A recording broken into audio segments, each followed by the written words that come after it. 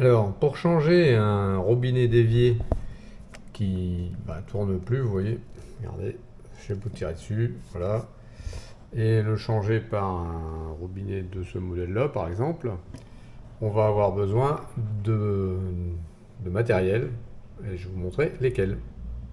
Alors, les outils nécessaires, on aura une pince multiprise, une clé plate de 19, un tournevis cruciforme, même si c'est un peu moins grand, et une clé emmanchée avec une douille de 11 pour serrer en fait ce qui va tenir le robinet par en dessous. Donc ça, c'est un écrou de 11.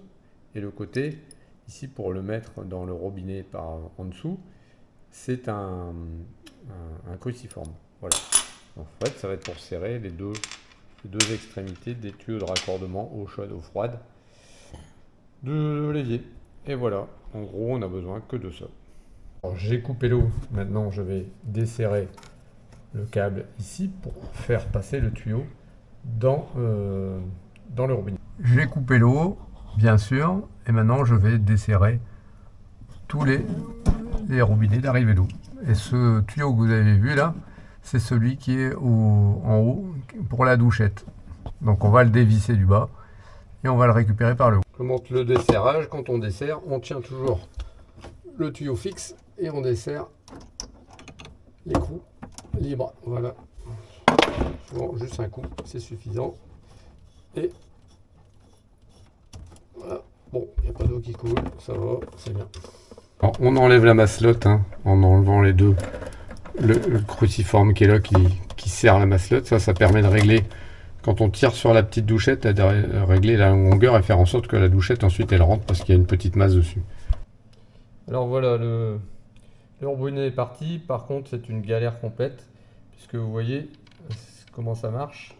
Par en dessous, on vient serrer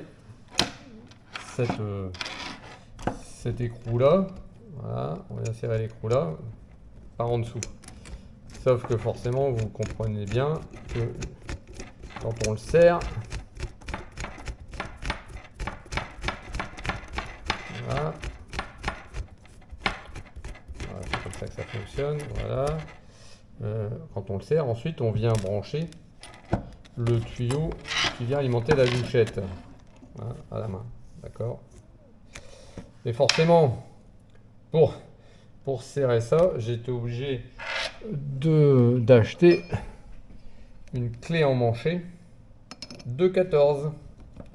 Et ouais, pour pouvoir le desserrer. Parce que c'est le seule clé emmanchée comme ça qui permet de rentrer dans le tuyau. Puisque ça se serre jusqu'en haut. Donc je vous passe le côté, forcément, fixation de ça à l'intérieur pour tenir l'évier, enfin tenir le robinet sur l'évier, voilà, les serrer là-dedans. Donc grosse galère sur ces tuyaux, sur ces robinets avec douchette. Si vous n'avez pas une clé de 14 ans manchée, je vous souhaite bien du plaisir par en dessous, surtout un évier à deux bacs. Vous voyez la place qui reste ici pour travailler. Donc là, j'ai mis les deux tuyaux. Forcément, mettez le rouge avec le chaud et l'autre avec le froid, de façon à ce que vous ne trompiez pas de raccordement. Et je donne un petit coup de pince, pas trop fort, ça sert à rien, il y a des petits joints toriques et c'est pratiquement à la main, c'est étanche. Donc la bague, on vient la mettre ici, ça c'est le dessus, on a un petit joint là torique qui permet d'avoir une étanchéité entre le haut de l'évier et le robinet. On vient serrer ça avec la clé cruciforme, enfin le tournevis cruciforme. Et ensuite, donc on va le passer par au-dessus de l'évier. Si quelqu'un peut le tenir, ça sera mieux. Et ensuite, on vient mettre ça en dessous et on va serrer avec cet écrou-là. Voilà. Et là, on en revient avec ma tube emmanchée de 11 qui, elle, va passer facilement.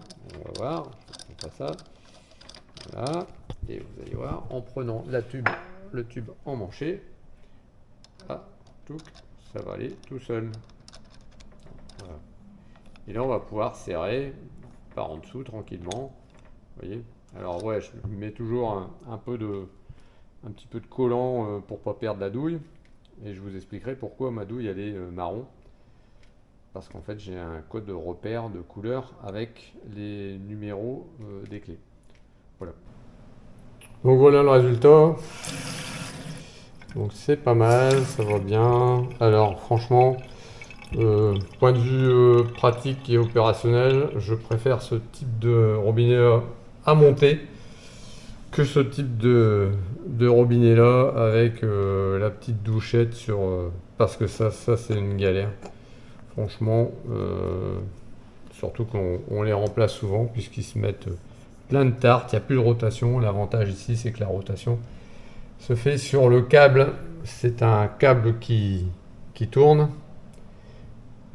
et donc ça s'usera beaucoup moins et ça se remplace que le mécanisme ici du robinet en lui-même qui s'entartre tout le temps.